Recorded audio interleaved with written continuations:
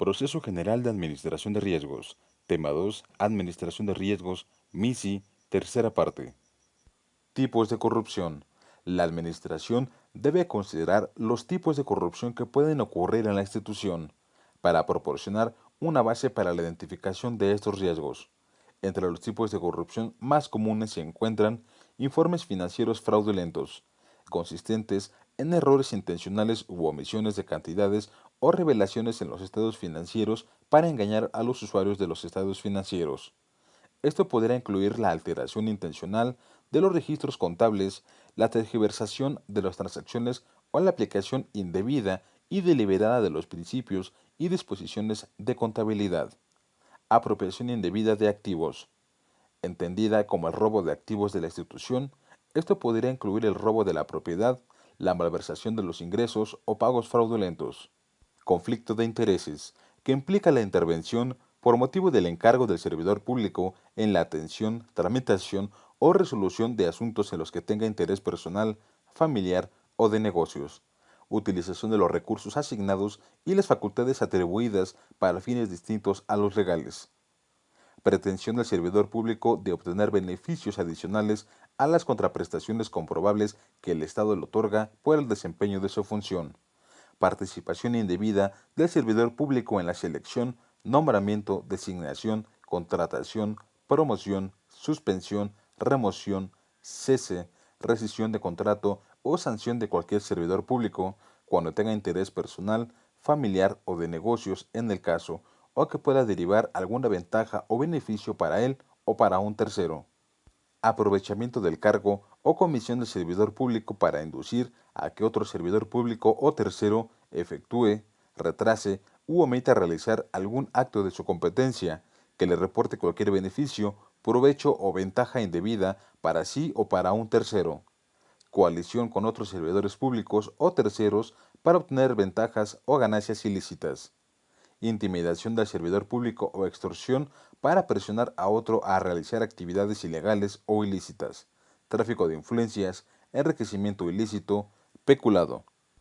Además de la corrupción, la administración debe considerar que pueden ocurrir otras transgresiones a la integridad, por ejemplo, el desperdicio o el abuso.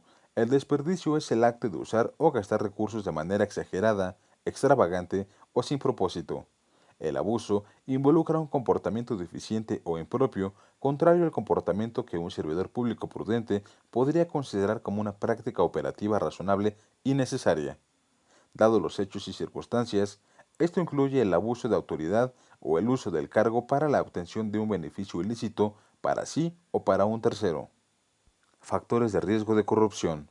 La Administración debe considerar los factores de riesgo de corrupción, fraude, abuso, desperdicio y otras irregularidades. Estos factores no implican necesariamente la existencia de un acto corrupto o fraude, pero están usualmente presentes cuando estos ocurren.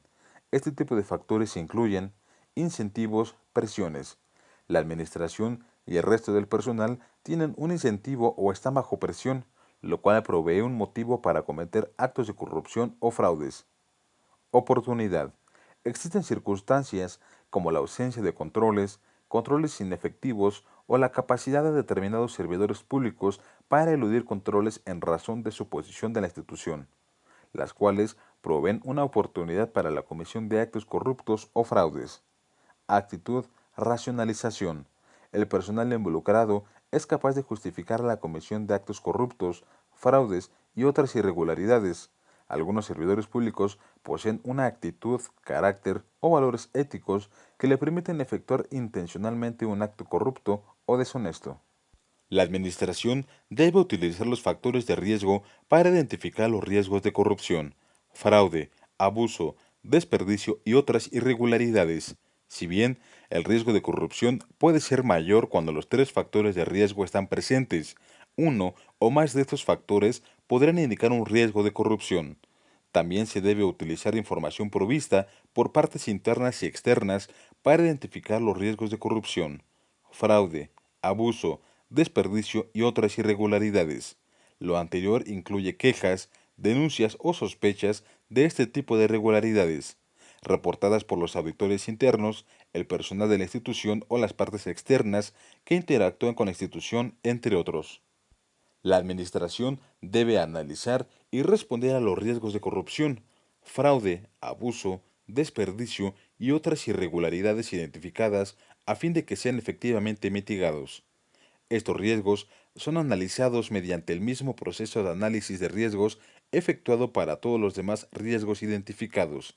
La Administración debe analizar los riesgos de corrupción, fraude, abuso, desperdicio y otras irregularidades identificadas mediante la estimación de su relevancia, tanto individual como en su conjunto, para evaluar su efecto en el logro de los objetivos.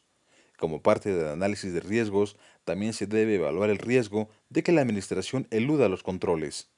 El órgano de gobierno, en su caso, o el titular, deben revisar que las evaluaciones y la administración del riesgo de corrupción, fraude, abuso, desperdicio y otras irregularidades efectuadas por la propia Administración son apropiadas, así como el riesgo de que el titular o la Administración eludan los controles. La Administración debe responder a los riesgos de corrupción, fraude, abuso, desperdicio y otras irregularidades mediante el mismo proceso de respuesta desarrollado para todos los riesgos institucionales analizados. La Administración debe diseñar una respuesta general al riesgo y acciones específicas para atender este tipo de irregularidades. Esto posibilita la implementación de controles anticorrupción en la institución. Dichos controles pueden incluir la reorganización de ciertas operaciones y la reasignación de puestos entre el personal para mejorar la segregación de funciones, además de responder a los riesgos de corrupción, fraude, abuso, desperdicio y otras irregularidades.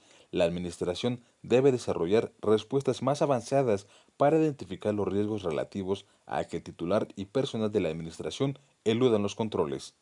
Adicionalmente, cuando la corrupción, fraude, abuso, desperdicio u otras irregularidades han sido detectados, es necesario revisar el proceso de administración de riesgos.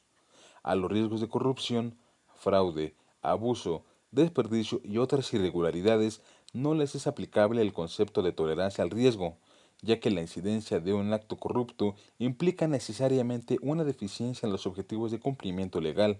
Para los objetivos de cumplimiento, la tolerancia al riesgo es cero.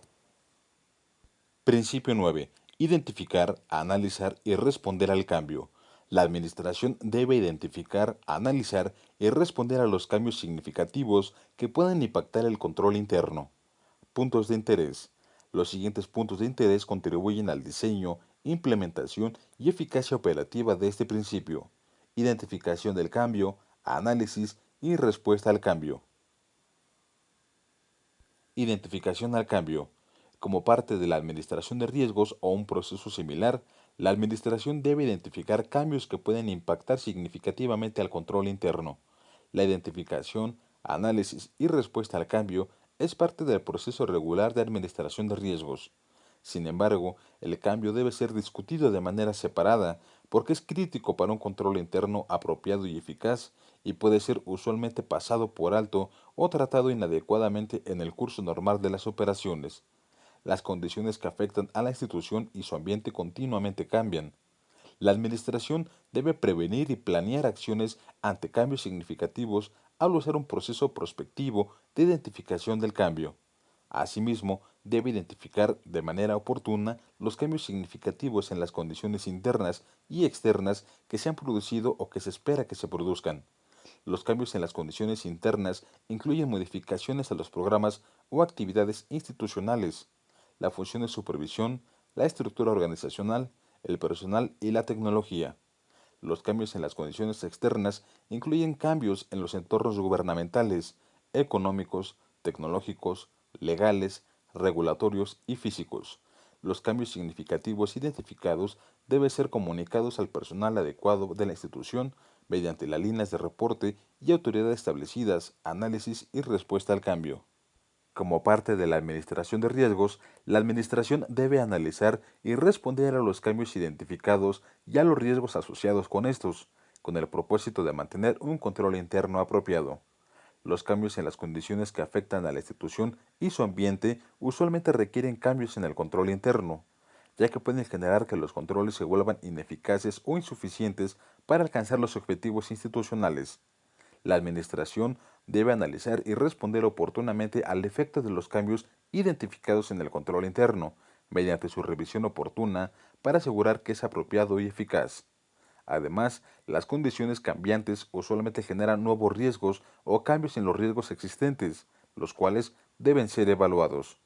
Como parte del análisis y respuesta al cambio, la Administración debe desarrollar una evaluación de los riesgos para identificar, analizar y responder a cualquier riesgo causado por estos cambios. Adicionalmente, los riesgos existentes podrán requerir una evaluación más profunda para determinar si las tolerancias y las respuestas al riesgo definidas previamente a los cambios necesitan ser replanteadas. Por su atención, gracias.